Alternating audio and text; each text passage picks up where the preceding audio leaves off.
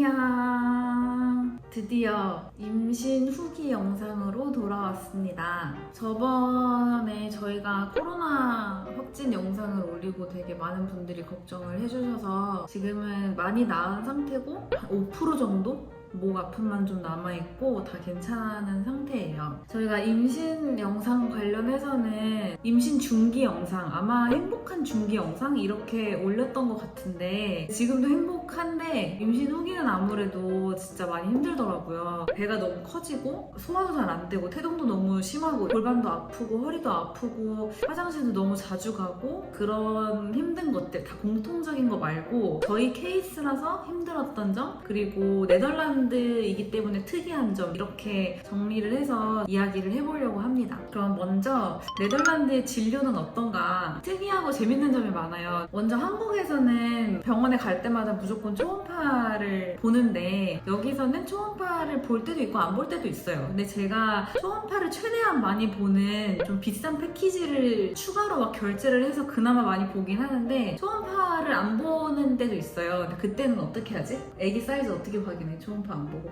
감으로. 배에 줄자를 대요.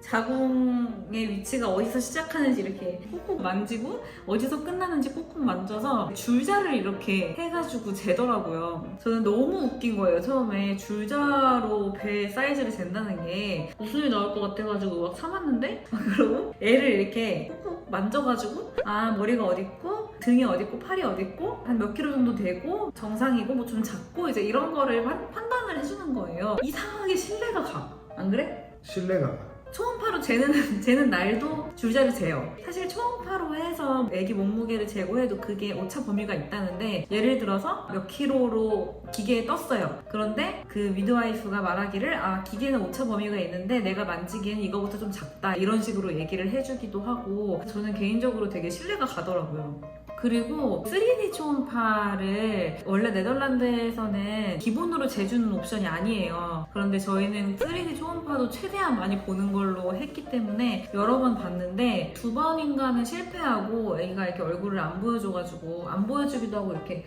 손으로 막 이렇게 먹고 있었잖아. 마지막에 성공을 했습니다. 그래서 짠! 누구 닮은 것 같나요? 누구 닮았어? 고조 할머니.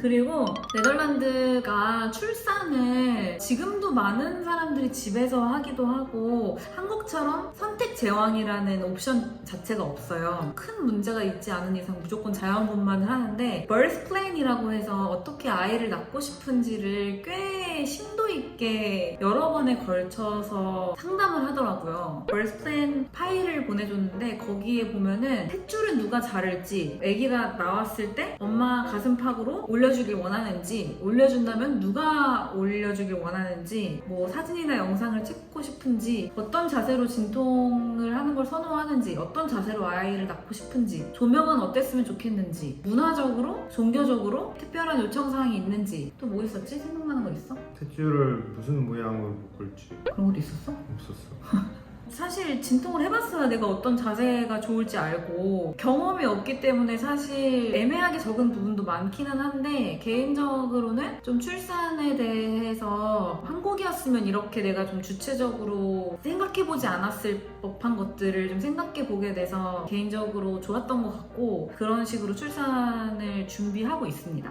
사실 아직 별로 실감이 안 나요. 다음으로는 임신성 당뇨입니다. 많은 분들이 익숙하지 않으실 것 같고 저도 당연히 익숙하지 않았는데 한 임신 24주차부터인가? 임신성 당뇨 검사를 해요, 필수로. 한국에서도 다 하는 걸로 알고 있는데 그 검사를 했는데 제가 임신성 당뇨 판정을 받았습니다. 관리를 한 지 2달 반 정도 되어 가는데 그 이야기를 좀 해보려고 해요. 제가 임신성 당뇨라고 이야기를 했을 때 되게 많이 했던 말이 너가? 너 당뇨랑 진짜 안 어울린다 그런 말들을 많이 하는데 그리고 심지어 그러게 살이 너무 많이 찐 거 아니냐 식단 관리 너무 못한 거 아니냐 운동을 너무 안 한 거 아니냐 이런 식으로 이야기를 하기도 한대요. 시댁에다가는 알리지 못하고 막 그런 사람도 있다고 하더라고요. 근데 저는 임신성 당뇨 걸리자마자 어머님한테 전화해서 막 엉엉 울었는데 왜 그러? 남의 엄마한테 전화해서. 이게 받아들이는데 시간이 좀 걸려요. 받아들이기 너무 힘들 때 말씀을 드리다가 너무 서러워서 막 어머님이랑 통화하면서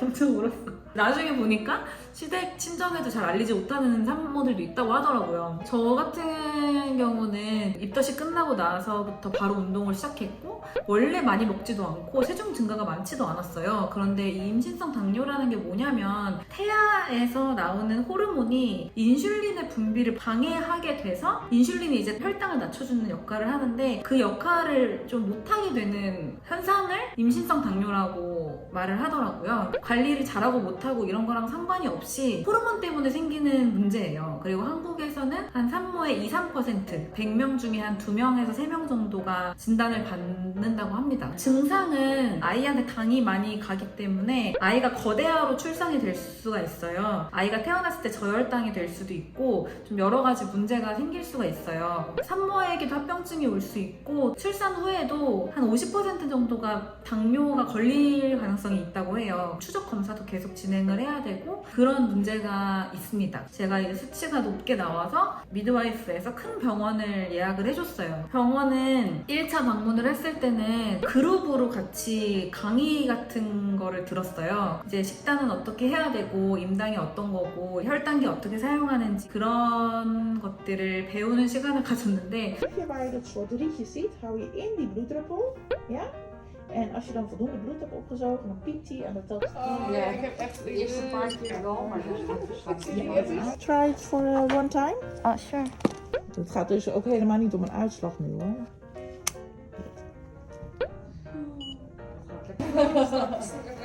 Je moet er niet aan denken, je moet er niet aan denken, je moet er niet zo aan. En dan aan de Kijk, met zijkant. twee vingers. En dan gewoon trekken. Ja, twee. 제가 네덜란드어로 그 강의를 들었단 말이에요. 문제는 이게 그룹으로 하다 보니까 영어로도 해주세요 막 이러면 너무 많은 사람들에게 피해가 갈까봐 힘들긴 했는데 근데 제가 이제 중간에 손을 들고 나 네덜란드어를 잘 하지는 못해서 반밖에 이해 못하고 있어요 라고 이야기를 했는데 제가 그걸 멍청하게 네덜란드어로 말을 한 거예요. 내가 그걸 영어로 얘기했으면 더 많이 배려를 해줬을 텐데 제가 네덜란드어로 그걸 말해가지고 그 사람이 한참 설명을 하다가 저한테 너가 이해한 바가 뭔지 말해봐 이런 식으로 저한테 역질문을 해가지고 식은땀을 뻘뻘 흘리는 시간을 가졌는데 다행히 많이 이해하긴 했어요. 그 다음에도 병원에 몇 번 정도 갔지 내가? 한 4-5번 간 것 같아요. 만약에 혈당 관리가 잘 안 되면 인슐린을 맞아야 되고 관리를 따로 받아야 되기 때문에 내가 관리를 잘 하고 있는지 체크도 해주시고 또 애기 사이즈가 너무 커지진 않는지 그것도 체크를 하고 검사를 거쳤는데 다행히 저는 관리를 굉장히 잘 해서 마지막에 진료를 갔을 때 당분간은 이제 병원에 올 필요 없다. 하지만 계속 혈당은 제출을 하고 있어요. 원래 매일매일 하루 5번씩 쟀었거든요. 공복이랑 식후 2시간 그리고 자기 전 이렇게 5번을 재는데 그거를 지금 일주일에 2번으로 줄여줘가지고 일주일에 2번 병원에 보내고 있습니다. 처음에 혈당 관리를 하는데 맨날 하루에 몇 번씩 손가락 찔러서 피를 내서 체크한다는 게 진짜 쉬운 일이 아니더라고요. 처음에는 좀 많이 힘들고 신랑이 계속 해주고 그랬었는데 지금은 제가 많이 익숙해져서 괜찮았는데 처음에 너무 많이 힘들었고 진짜 힘든 건 식단 조절. 간단한 게 아니더라고요. 키랑 몸무게에 맞춰서 하루 필요 열량을 계산해서 각 식품군마다 얼만큼씩 분배를 해야 되는지가 표가 있어요. 그거에 맞춰서 먹어야 되는데 매 끼니 탄수화물, 단백질, 채소는 꼭 먹어줘야 되고 진짜 많은 공부가 필요하더라고요. 아 진짜 힘들었는데 엑셀에다가 이런 식으로 공복 혈당 쓰고 아침에 뭐 먹었는지 점심에 뭐 먹었는지 이런 거 쓰고 혈당 입력하고 하면서 좀 트래킹을 해오고 있습니다. 지금 이렇게 쭉 해왔고 또 문제는 식단 조절만으로 되는 게 아니라 운동을 같이 해줘야 돼요. 제일 좋은 건 식후마다 운동을 해주는 거거든요. 하루에 3번씩 30분씩 하고 있어요. 아침 먹고 30분, 점심 먹고 30분, 저녁 먹고 30분에서 하루에 한 1시간 반 이상씩 운동을 하고 있는데 저는 원래 운동을 굉장히 좋아하는 사람이긴 한데 진짜 힘들더라고요. 이게 하루에 3번을 필수로 하려고 하다 보니까 너무 힘들고 근데 나 진짜 열심히 하지 않아? 칭찬해줘. 제가 아침 혈당 같은 경우에는 오른 적이 별로 없기 때문에 아침에는 가볍게 스트레칭이나 필라테스, 임산부 요가 이런 거 위주로 하고 점심이랑 저녁에는 좀 가볍게 땀이 날 수 있는 운동들 워킹 패드를 구매했는데 워킹 패드로 빨리 걷기를 한다던가 스태퍼, 임산부 유산소 운동 이런 거를 좀 찾아서 하고 있고 특별히 외출을 하거나 몸이 너무 안 좋거나 하지 않는 이상 지금 2달 반째 계속 하고 있습니다. 그리고 저는 사실 식탐이 그렇게 많은 편도 아니고 운동을 좋아하고 사실 임당 관리를 하기에 거의 최적화된 몸인데도 불구하고 너무 많이 힘들긴 했어요. 근데 결론적으로 임당을 생각했을 때 장점이 있다면 일단은 체중 관리 억지로 하지 않아도 그냥 무조건 된다는 거? 그냥 무조건 돼요. 진단을 받았던 26주차인가 25주차에 몸무게가 그때 6, 7kg이 증가해서 51 중반대였거든요. 근데 지금 관리를 2달 반 좀 넘게 하고 있는데 지금도 51 중간대예요. 체중 증가가 하나도 안 되고 있어요. 나름 되게 열심히 먹는데 간식도 챙겨 먹어야 되거든요. 그래서 하루에 6번을 먹어야 되는데 계속 운동을 하고 건강하게 먹게 되니까 살이 안 찌더라고요. 그래서 아마 지금 저 보시면 배는 나왔는데 별로 살이 안 쪘어요. 그게 어떻게 보면은 장점인 것 같고 다행히 아이는 주스에 맞게 자라고 있습니다. 그리고 건강하게 먹는 방법을 알게 돼요. 이게 식품군 어디에 속하고 단백질이 어떻고 탄수화물이 어떻고 이게 많이 당을 높이고 이건 괜찮고 이제 그런 것들에 대한 지식이 자연스럽게 늘어가다 보니까 제 생각에는 아이를 낳고 나서도 늘 경각심을 갖고 살게 되지 않을까. 그게 하나의 장점인 것 같고 골반 이런 데가 좀 아픈 부분들이 있었는데 매일 스트레칭을 하고 몸을 풀다 보니까 그런 아픈 부분들도 다 없어지고 그런 장점들이 있는 것 같아요. 긍정적으로 생각하고 잘 이겨내 보도록 하겠습니다. 그리고 마지막으로는 코로나 확진입니다. 제가 먼저 증상이 시작이 됐어요. 임신 33주차부터 갑자기 이제 목이 좀 간지럽기 시작을 해서 2주 반을 꼬박 힘들었었어요. 제가 그 전에 한 2, 3주 가량 누구를 접촉하거나 막 밥을 같이 먹거나 이런 적이 전혀 없었기 때문에 그냥 당연히 감기라고 생각을 했었고 또 셀프 키트를 아프자마자 한 이틀째 했는데 음성이 나왔어요. 그래서 아 그럼 당연히 감기겠지 하고 있었는데 며칠 후에 우리 신랑이 아프기 시작을 했어요. 근데 집에 셀프 키트가 2개인가 남아있어서 해봤는데 하나는 무효 같고 하나는 2줄이 나왔어. 더 셀프 키트를 더 주문을 해서 검사를 해봤는데 둘 다 2줄이 나왔어요. 저는 증상 발현 후 열흘 만에 그리고 남편은 한 4, 5일 만에 테스트를 받으러 갔다가 코로나 확진을 받고 왔습니다. 저희가 도대체 이게 어디서 옮았을까 진짜 고민을 많이 해봤어요. 저의 결론은 집 인테리어를 하고 나서 AS를 와서 좀 이것저것 봐주시고 가신 분들 혹은 가구 배송을 와서 조립하고 가신 분들 이분들이 저희 집에 오래 머무르면서 마스크를 쓰지 않고 있었기 때문에 그것밖에 없더라고요. 조심한다고 집에 있고 뭐 그랬는데 이게 다 소용없구나. 아무튼 그 루트로 옮은 걸로 저희는 생각을 하고 있고 난 달라. 왜? 난 자연 발생설을 믿어. 아 코로나 자연 발생설? 진짜 그렇게 생각할 만큼 저희가 밖에 안 나갔거든요. 난 그렇게 믿어. 자기는 어땠어? 경과가 어땠어? 아팠어. 시름시름. 하루 이틀 정도 아팠어. 엄청 아팠잖아. 엄청은 아니야. 자기 밥도 못 먹을 정도로 아팠어. 맞아.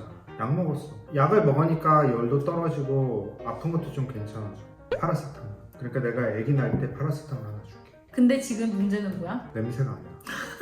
후각을 잃었어요. 이 오미크론은 냄새 안 나는 게 아니라는. 그러니까. 근데 여기 냄새가 안 난대요. 그러니까 나는 자연 발생설이야. 저는 냄새에는 문제가 없고 목감기, 코감기처럼 좀 길게 갔고 열은 초반에 조금 났는데 다행히 열이 길게 심하게 나지 않아서 약을 안 먹고 그냥 지나갈 수 있었고 근데 목감기, 코감기 같은 경우는 약을 먹고 싶은데 먹을 수가 없으니까 되게 오래 가더라고요. 힘들었어요. 우리 남편이 처음에 본인만 2줄이 나왔을 때 마스크 끼고 막 그 장갑 끼고 집에서 잠도 따로 자고 밥도 따로 먹고 막 그랬는데 난 소통할 사람이 우리 남편밖에 없는데 거리두기 하니까 너무 외로운 거예요. 그냥 괜찮은데? 많이 외로웠어. 나도. 거짓말하지 마. 심리적으로도 좀 힘들었고 그런 시간을 보냈는데 어떻게 보면은 장점 부스터샷을 맞으라는 연락이 왔었어요. 그런데 부스터샷을 이제 안 맞아도 된다. 한번 앓고 지나가면 그걸로 패스가 되거든요. 또 하나는 제가 임신 9개월 차에 걸렸기 때문에 아직 막달이 아니에요. 막달에 만약에 코로나가 걸렸으면 진짜 멘붕이었을 것 같다. 계속 기침하고 막 이런 상태였으면 아기 날 때 내가 호흡도 잘 못했을 것 같다. 좀 이런 생각이 들어가지고 그래도 다행이다 이런 생각을 좀 했고, 그리고 저희가 둘 다 백신을 맞은 상태였기 때문에 그렇게 많이 걱정되지 않게 지나갔다 싶은, 백신을 안 맞은 상태였으면은 이게 증상이 더 심해질까봐 되게 많이 마음으로 걱정을 했었을 수도 있는데, 백신을 어쨌거나 2차까지 다 맞았기 때문에 그래도 심리적으로 적당히 지나가겠지라고 좀 생각할 수 있어서 괜찮았던 것 같아요. 다 지나고 나서 하는 얘기긴 하지만. 이런저런 일들이 있었지만 임신 후기를 잘 보내고 있습니다. 사실 막 병원을 다니면서도 좀 찍고 하긴 했는데 중구난방으로 찍고 그래서 그냥 이렇게 한 번에 썰을 풀면서 정리를 해봤습니다. 출산까지 잘 회복해서 순산할 수 있도록 많이 응원해주세요. 오늘도 저의 영상을 봐주셔서 감사하고 걱정 많이 해주신 분들도 너무 감사합니다. 그러면 다음 영상으로 또 만나요.